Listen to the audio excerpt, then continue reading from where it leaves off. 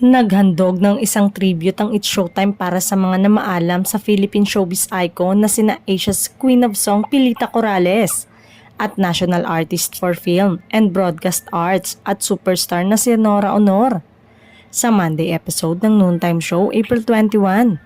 Sa tawag ng tanghalan All-Star Grand Dress Back, pinangunahan ni ang kabogable star Vice Ganda ang pagbibigay tribute. Si Pilita ay naging hurado ng TNT habang si Nora naman ay kauna-unahang kampyon ng TNT noong 1967, noong hindi pa ito segment ng Noontime Show. Ang kanilang mga alaala at hindi matatawarang ambag ay mananatili sa ating mga puso at isipan, kabilang na ang pagiging bahagi nila ng pambansang kompetisyong patuloy na nagyayabong ng mga talentong Pilipino, ani Vice Ganda. Nag-alay ng awitin para sa dalawa na icons sa pangunguna ni Vice Ganda, kapwa It's Showtime host at OPM icon Ogie Alcacid, concert queen at TNT hurado Paps Fernandez. Kinanta nila ang awiting handog ni Florante para sa dalawang icons.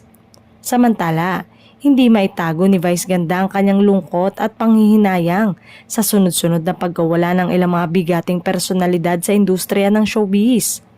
Sa isang panayam, inamin ng TV host na malaki ang naging epekto sa kanya ng pagkawala ng mga itinuturing na haligi ng industriya.